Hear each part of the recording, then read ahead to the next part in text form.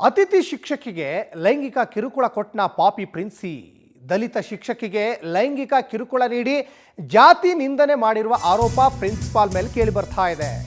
ನಿಮ್ಮ ಜಾತಿಯವರು ಅಕ್ರಮ ಸಂಬಂಧ ಇಟ್ಕೊಳ್ತಾರೆ, ಹಾಗಾಗಿ ನೀನು ನನ್ನ ಜೊತೆ ರಿಲೇಷನ್ಶಿಪ್ನಲ್ಲಿ ಇರುವಂತ ಪ್ರಿನ್ಸಿಪಾಲ್ ಒಬ್ಬ ಕಿರುಕುಳ ಕೊಟ್ಟನಂತೆ ಅತಿಥಿ ಶಿಕ್ಷಕಿಗೆ. ಕಾರಲ್ಲಿ ಕರ್ಕೊಂಡು ಹೋಗಿ ಲೈಂಗಿಕ ದೌರ್ಜನ್ಯ ಎಸಗಿರುವ ಆರೋಪ ಪ್ರಿನ್ಸಿಪಾಲ್ ಮೇಲೆ ಕೇಳಿ ಬರ್ತಾ ಇದೆ. ಈ ಘಟನೆ ನಡೆದಿರೋದು ಶಿವಮೊಗ್ಗ ಜಿಲ್ಲೆಯ ಪ್ರತಿಷ್ಠಿತ ಶಿಕ್ಷಣ ಸಂಸ್ಥೆ ಎನ್ಇಎಸ್ ಶಾಲೆಯಲ್ಲಿ. ಎನ್ಇಎಸ್ ಶಾಲೆ ಪ್ರಾಂಶುಪಾಲ ಶ್ರೀಪಾದ್ ಹೆಗಡೆ ವಿರುದ್ಧ ಗಂಭೀರ ಆರೋಪ ಕೇಳಿ ಬರ್ತಾ ಇದೆ. ಭದ್ರಾವತಿ ಗ್ರಾಮಾಂತರ ಠಾಣೆಯಲ್ಲಿ ದೂರು ದಾಖಲಾಗಿದೆ. ದೂರು ದಾಖಲಾಗ್ತಾ ಇದ್ದಂತೆ ಕೆಲಸದಿಂದಲೇ ಪ್ರಿನ್ಸಿ ವಜಾ ಆಗಿದ್ದಾರೆ. ಆದರೆ ದೂರು ದಾಖಲಾದರೂ ಕೂಡ ಪೊಲೀಸ್ನವರು ಕ್ರಮ ಕೈಗೊಳ್ಳಿಲ್ಲ. ಶಿಕ್ಷಣ ಸಚಿವರೇ, ದಯಮಾಡಿ ಈ ಸ್ಟೋರಿಯನ್ನು ನೋಡಿ. ಮಧು ಬಂಗಾರಪ್ಪನವರೇ, ನಿಮ್ಮ ಜಿಲ್ಲೆಯಲ್ಲೇ, ನಿಮ್ಮ ತವರು ಜಿಲ್ಲೆಯಲ್ಲೇ ಆಗಿರುವಂಥ ಘಟನೆ.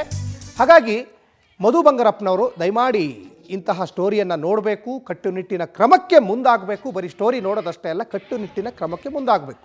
ಶಿವಮೊಗ್ಗ ಜಿಲ್ಲೆಯ ಪ್ರತಿಷ್ಠಿತ ಶಿಕ್ಷಣ ಸಂಸ್ಥೆ ಎನ್ಇಎಸ್ ಶಾಲೆ, ಇಲ್ಲಿ ಪ್ರಿನ್ಸಿಪಾಲೇ ಬೇಲಿನೇ ಎದ್ದು ಹೊಲ ಮೇಯ್ದಂಗಾಗಿದೆ. ಇಲ್ಲಿ ವಿದ್ಯಾ ಬುದ್ಧಿ ಹೇಳಬೇಕಾದಂಥವ್ರು ಮತ್ತು ಸಾಕಷ್ಟು ಅತಿಥಿ ಶಿಕ್ಷಕರನ್ನು ಬೇರೆ ಬೇರೆ ಶಾಲೆಗಳಲ್ಲಿ ನೇಮಕ ಮಾಡ್ಕೊಳ್ತಾರೆ, ಅಂದರೆ ಟೆಂಪ್ರವರಿಯಾಗಿ ನೇಮಕ ಮಾಡ್ಕೊಳ್ತಾರೆ. ಅಂತಹ ಅತಿಥಿ ಶಿಕ್ಷಕಿ ಮೇಲೆ ಲೈಂಗಿಕ ದೌರ್ಜನ್ಯ ಎಸಗಿದ್ರು ಅನ್ನುವಂತಹ ಗಂಭೀರ ಆರೋಪ ಯಾವುದೋ ಲೆಕ್ಚರರ್ ಮೇಲೆ ಕೇಳಿ ಬರ್ತಾ ಇಲ್ಲ, ಪ್ರಿನ್ಸಿಪಾಲ್ ಮೇಲೆ ಕೇಳಿ ಬರ್ತಾ ಇದೆ. ನಮ್ಮ ಕಾಲೇಜಿನಲ್ಲಿ ಪ್ರಾಂಶುಪಾಲರಾಗಿದ್ದ ಶ್ರೀಪಾದ್ ಹೆಗಡೆ ಅವರು ನನ್ನ ಕಾರಲ್ಲೇ ಬರಬೇಕು ನೀವು ಅಂತ ಹೇಳಿಬಿಟ್ಟು ಪ್ರತಿದಿನ ಕರ್ಕೊಂಡು ಹೋಗ್ತಾರೆ. ಬೆಳಗ್ಗೆ ನಾನು ನನ್ನ ಪಾಡಿಗೆ ನಾನು ಬಸ್ಸಿಗೆ ಹೋಗ್ತಾ ಇರ್ತೀನಿ, ಬರ್ತಾ ನನ್ನ ಕಾರಲ್ಲೇ ಬರಬೇಕು ನೀವು ಅಂತ ಹೇಳಿಬಿಟ್ಟು ಅವ್ರು ನನಗೆ ಬಲವಂತವಾಗಿ ಕರ್ಕೊಂಡು ಹೋಗ್ತಾ ಇರ್ತಾರೆ ಪ್ರತಿನಿತ್ಯ.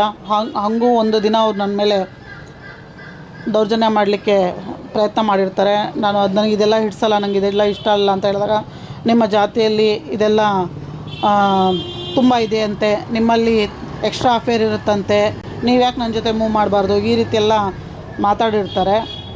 ಅಷ್ಟೇ ಅಲ್ಲದೆ ಮೊದಲಿಗೆ ನನಗೆ ಕಾಲೇಜಲ್ಲಿ ನನಗೆ ಕೆಲಸ ಮಾಡಲಿಕ್ಕೆ ಇಷ್ಟನೇ ಇರೋದಿಲ್ಲ. ಆದರೂ ಕೂಡ ಬಲವಂತವಾಗಿ ನನಗೆ ನನ್ನ ನಂಬರನ್ನು ಯಾವುದೋ ಬೇರೆ ಕಾಲೇಜ್ ಮುಖಾಂತರ ನಂಬರನ್ನು ಇಸ್ಕೊಂಡು ನಾನು ಹೋದ ದಿನವೇ ನೀವು ಎಸ್ಸಿನ ಅಂತ ಕೇಳಿರ್ತಾರೆ. ಹ್ಞೂ ಅಂತ ಹೇಳಿರ್ತೀನಿ. ಅದೇ ಕಾರಣದಿಂದಾಗಿ ಅವರು ಬಲವಂತವಾಗಿ ನಾನು ಸೇರಲ್ಲ, ನನಗೆ ಒಂದು ಸ್ವಲ್ಪ ಟೈಮ್ ಕೊಡಿ ಸರ್, ನಾನು ಆಮೇಲೆ ಬೇರೆ ಕಾಲೇಜಿಗೆ ನಾನು ಹೋಗೋ ಚಾನ್ಸಸ್ ಇದೆ ಅಂತ ಹೇಳಿದಕ್ಕೆ, ಬೇಡ ನೀವು ಇಲ್ಲೇ ಕೆಲಸ ಮಾಡಿ ಅಂತೇಳಿ ಬಲವಂತವಾಗಿ ಸೇರಿಸ್ಕೊಂಡು ಪ್ರತಿನಿತ್ಯ ಒಂದೊಂದು ಥರ ನನಗೆ ಮಾನಸಿಕವಾಗಿ ಹಿಂಸೆ ಮಾಡಿರ್ತಾರೆ.